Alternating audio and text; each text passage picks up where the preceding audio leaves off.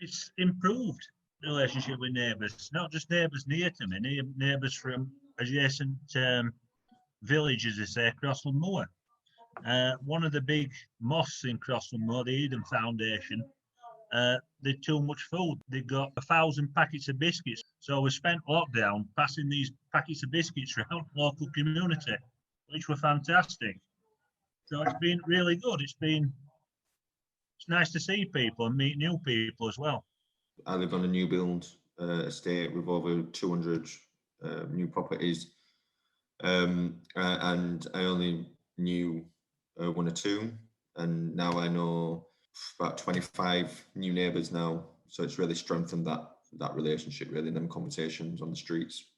I think the thing that really started it was the Thursday nights when you'd go to the front door and you'd clap and you'd sort of nod with people, and then you'd sort of take a step forward, introduce yourself, get talking. I've met so many people, and now obviously we're all on first name terms. We're all sort of doing chores with each other, and I've taken a lot from that side of it. All good. We supported each other through lockdown, very much shopping, this, that, and the other, and coming out and cheering for sort of the NHS.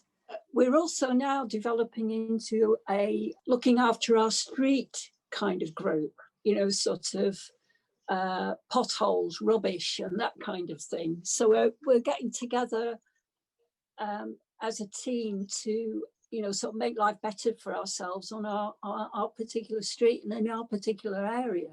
We live in the middle of quite a deprived area, this house, and we get deliveries from some supermarkets of their sort of surplus food that would otherwise get thrown away. And so the easiest way for us to give it out quite quickly, because some of it is perishable, it's not all tins, is just been to get to know more people in the local area, because they might be in need, or they might know somebody who's in need. And so we've become a bit of a kind of neighbourhood hub.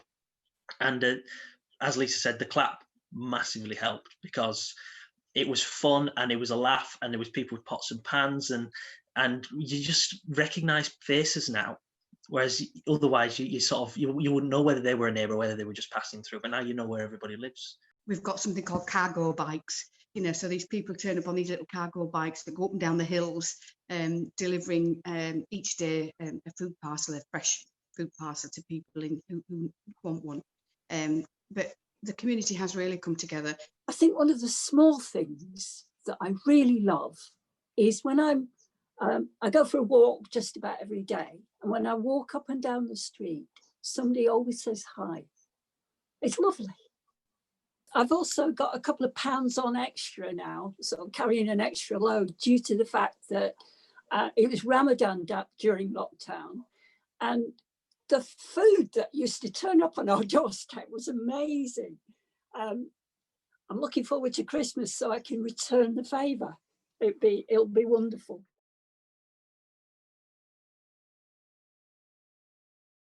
Me personally, my work's completely stopped. I work in the event industry, so my work's completely stopped. But now people are working bars and pubs and restaurants are starting to losing their jobs as well. So if it continues on, a lot of people's going to lose their jobs. My uncle, he's got a travel agency, and as you know, the travel industry has been affected massively with this, and his business has absolutely plummeted. Like, he's pretty much on the last edge, basically. So yeah, I mean, COVID has had a big effect on recession, especially on vulnerable businesses like the travel industry and the hospitality industry. So yeah. I suppose what I've noticed work-wise, we advertised for an apprentice position very recently. That just gives you just a sense of now of what's to come. 42 applications for an admin apprentice role.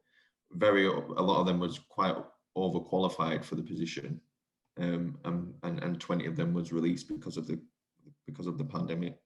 So I think it's really depressing to say, but what's to come is we've not scratched the surface yet. So for young people right now, the job market was already difficult and has been for a few years, and now has gone to a new level of difficulty.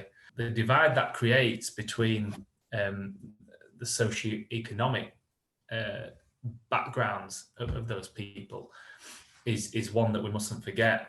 That those that come from more affluent backgrounds have usually got mum and dad to be able to help out and to see them through for however long they need.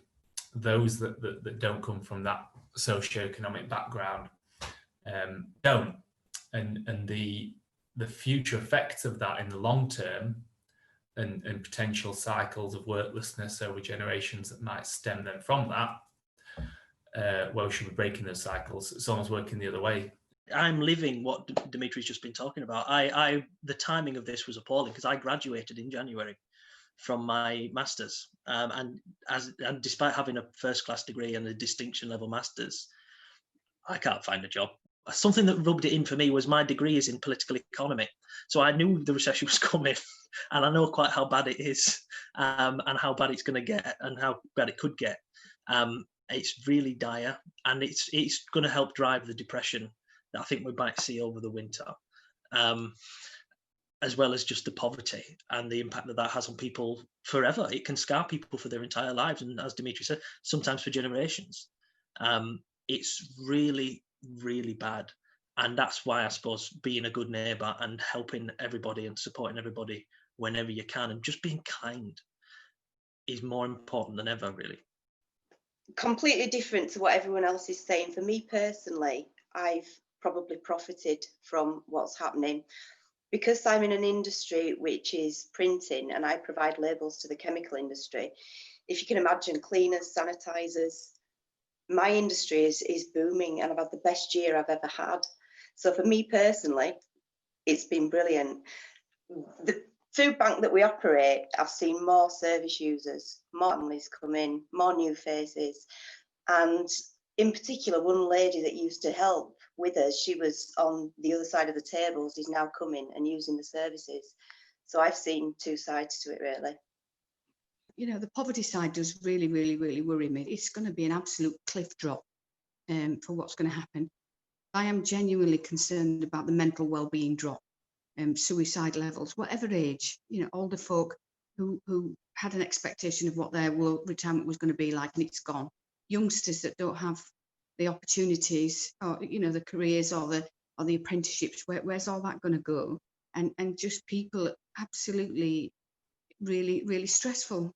You know, as you said, bank managers trying to get jobs, pushing trolleys around in supermarkets. You know, I'm really, really, really worried.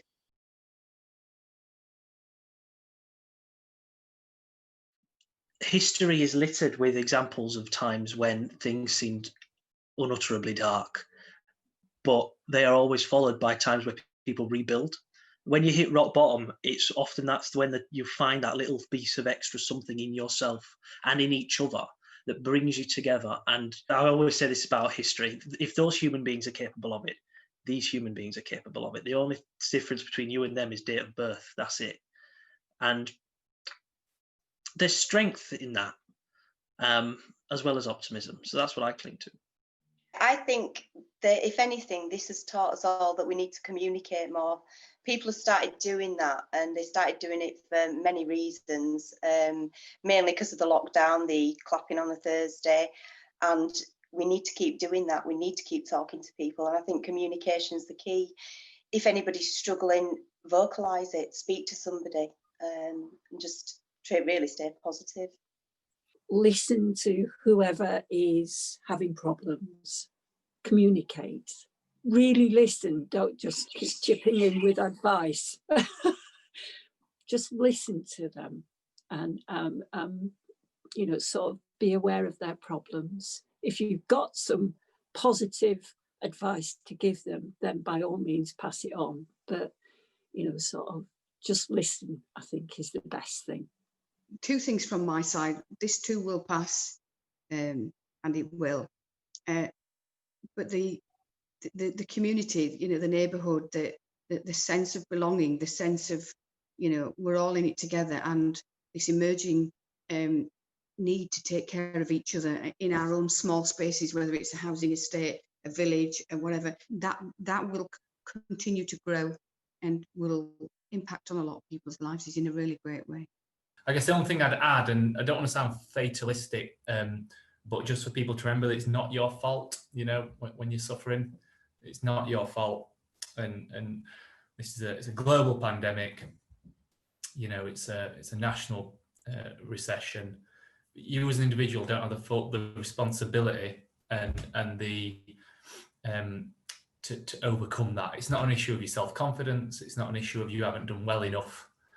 It's an issue of, it's a systemic structural thing that governs and sets parameters around what we can and can't achieve. Doesn't mean don't try and don't follow all the advice that other people have given there, but just remember it's not your fault. It is really difficult to kind of grab hold of something, but one thing I always tend to say or believe is that the sky is always blue, regardless of there being clouds there. So when the clouds are there, beyond the cloud is a blue sky, and eventually these clouds will move on. And that's the only thing I can say at the moment.